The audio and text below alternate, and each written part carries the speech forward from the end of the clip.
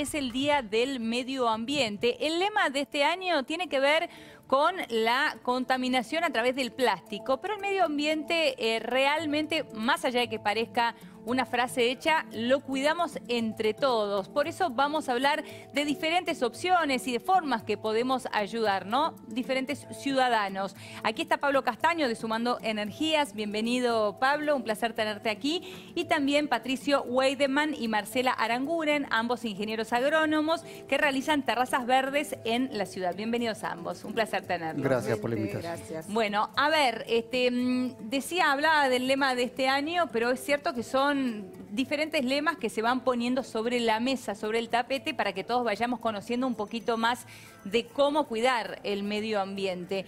En primer lugar, preguntarte a vos, Pablo, ustedes reciclan basura y a través de esto hacen calefones y duchas. Exactamente, en realidad lo que hacemos es reutilizar los materiales. Siempre lo que podemos hacer primeramente, lo que estabas hablando del tema de los plásticos, es reducir el consumo, especialmente de empaques de un solo uso.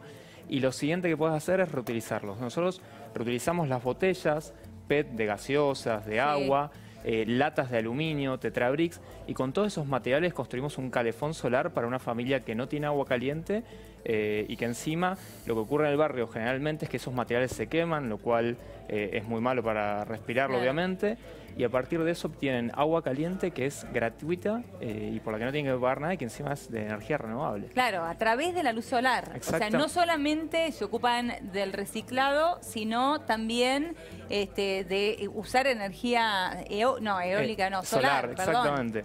Lo que hacemos es utilizar energía solar, que en Buenos Aires a la familia le está dando el 80% del agua que tiene que utilizar para su ducha. No tiene que pagarla y viene de energía renovable, en este caso bueno, el sol. El 80% es muchísimo. Yo pensé que no, que podías lograr menos con esto, pero el 80% es muchísimo. Exactamente, en este caso para la ducha y para un lavabo, que el lavabo es muy importante en barrios vulnerables porque en chicos hasta 5 años disminuye enfermedades como, por ejemplo, diarrea y neumonía por el simple hecho de lavarse las manos. Ahora, el 80% del año estamos logrando cubrirlo con estos calefones solares, que son autofabricados y de materiales que en el barrio se terminan quemando, materiales a los que de nuevo le estamos dando una segunda vida útil y que encima les da agua caliente gratuita a una familia que antes no lo tenía, la que es para muchas de las familias con las que trabajamos la primera ducha de ellos y de sus hijos. Ahora, si hablamos de terrazas verdes, es algo que está de a poco instalándose, que uno, por lo menos en la ciudad de Buenos Aires, cada vez vemos más. No de la misma manera en que lo vemos por ahí en otras ciudades del mundo, que realmente está totalmente expandido. ¿Cuáles son los beneficios de una terraza verde? Bueno, millones de beneficios. La evapotranspiración, por ejemplo, la retención del agua cuando llueve, ¿viste? Demora muchísimo más la caída del agua. Te lo cuento para que la gente entienda. Claro, sí. A ver si vos, Patricio. Bueno, después, o sea, te disminuye la temperatura, o sea, lo que es la isla de calor en las ciudades lo disminuye, como decía Marcela también, respecto a lo que es el agua de lluvia, no va directamente hacia los pluviales, sino que tiene un retardo, también reduce el consumo de energía. O sea que contribuye en ese caso, por ejemplo, con las inundaciones. Por supuesto, con las inundaciones. Claro, o sea, las demora. Estás reteniendo, por ejemplo, por metro cuadrado, un techo extensivo está reteniendo cerca de 30 litros por metro cuadrado. O sea, una precipitación de 30 milímetros es retenida por... muchísimo. Es muchísimo. Exactamente. Luego también lo que es el consumo de energía eléctrica para refrigeración, por una cuestión de que vos tenés un confort térmico, tenés una reducción aproximadamente, como él dijo, cerca de un 80% reducen la energía para consumo eléctrico, o sea, para refrigerar. Sí. Porque es aislante, ¿entendés? Es aislante. Claro, es aislante. Y esto depende de cada edificio, decidir tener o no una terraza verde. Totalmente, sí, depende de cada edificio. ¿Y es caro tener una terraza verde?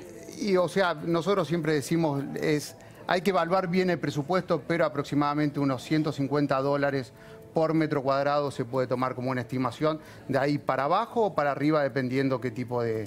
¿Y se necesita mucha manutención? O sea, ¿hay que ocuparse de esta terraza verde o está allí y con poco uno puede sostenerla? Hay cubiertas que son extensivas, que tienen plantas suculentas, grasas. Perfecto. Esas necesitan menos mantención que la que vos plantás, tipo árboles, arbustos. Esas necesitan mucho más Las suculentas, atención. para los que no conocen, son parecidas a los, no sé, a un cactus. Exacto. Claro, un cactus, exacto. por ejemplo. Ese tipo de Ahora, las terrazas verdes... ¿tienen relación directa con los jardines verticales o no? ¿Son cosas totalmente diferentes? Totalmente diferentes. No, o sea, nada que ver. un jardín vertical necesita de riego permanente, inclusive de fertirrigación, mientras que, por ejemplo, una cubierta extensiva solamente puede vivir del agua de lluvia. Por ejemplo, aquí en Buenos Aires, que tenemos una pluviometría alta, va a estar viviendo con el agua de lluvia. Si tenemos una sequía extrema, como fue el verano que pasó, y bueno, sí hay que aportar riego. Claro. Ahora, en tu caso, Pablo, estas duchas y estos calefones que ustedes realizan, ¿ustedes mismos deciden a dónde llevarlos? Exactamente, a ver, seguimos un poco la filosofía del trabajo de techo. Yo era voluntario de la ONG Techo, entonces llegamos a un barrio, vamos casa por casa, vemos las necesidades de la familia, vemos cómo calientan el agua. Típicamente calientan agua con una garrafa y gas y luego se bañan con un jarrito o con un termo eléctrico chiquito. Entonces tratamos de ir con esas familias y especialmente si tienen obviamente muchos hijos. Tratamos de ir con esas familias para resolverles el problema. Y de nuevo, como te decía, muchas madres nos han contado llorando básicamente, que era la primera ducha de los hijos y estaban muy contentas de que pudiéramos trabajar con ellos. Ahora, al mismo tiempo que ustedes llevan allí estas duchas, estos calefones, también hay un proceso de educación en el medio ambiente con esa población o con esa comunidad con la cual ustedes trabajan. Sí, siempre lo hacemos. Nosotros los talleres que damos los llamamos el aprender haciendo, que básicamente vienen estudiantes de arquitectura, ingeniería, de diseño, a aprender al barrio junto a la familia, donde tenemos una clase teórica de 1 hora y media sobre energía solar térmica y luego pasamos a la parte práctica de construir el colector solar junto a estos estudiantes y junto a la familia. Y con esto de el plástico que vos recién mencionabas y siendo justamente el lema de este día del medio ambiente, ¿se les enseña también con respecto al uso de el plástico que se utiliza por única vez? Exactamente. A ver, lo que tratamos de implementar en el barrio donde estamos trabajando es que las familias nos empiecen a juntar las botellas para no tener que estar transportándolas desde otro punto y también especialmente enseñarles que no hay que quemar los materiales en el barrio porque... ¿Qué produce una quema de estos plásticos? A ver, dioxinas y furanos que son muy malos para respirarlos. De hecho, va un poco en mano de lo que es lo que va a ser la posible incineración de residuos en la ciudad, lo cual no está bien por un tema de que va a afectar a la población lindante y en este caso a toda la ciudad. Entonces, lo que buscamos es que en el mismo barrio donde estamos trabajando eso no ocurra, porque sabemos que lo están respirando ellos mismos a pesar de que no se dan cuenta de que es totalmente perjudicial para la salud. Entonces pasamos de esa botella que se iba a quemar a construir un calefón que aprovecha las energías renovables y cierra por todos lados. Genial. Ahora, hablábamos recién de estas terrazas que dependen de cada uno de los departamentos. Siendo tanto los beneficios que ustedes recién mencionaban, ¿no hay manera de que esto se lleve como una política pública, por ende, comenzando en la Ciudad de Buenos Aires? Hay una ley vigente en la Ciudad de Buenos Aires que faltaría reglamentarla. Bueno, pero el gran tema con todas las leyes, exacto, ¿no? Exacto. Pero hay una iniciativa respecto a ese tema, así que hay esperanzas. Hay esperanzas, falta reglamentarla. Supuestamente hay tiempos con respecto a esto. ¿Y cuáles son los puntos más importantes de esta ley?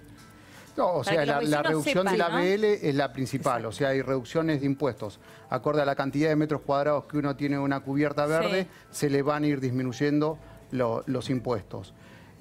Pero lamentablemente, como les digo, hay muchas empresas que han instalado o residencias privadas y no pueden tener esta exención impositiva por una cuestión de que no está reglamentada. No están los técnicos que van a cerciorar este tema.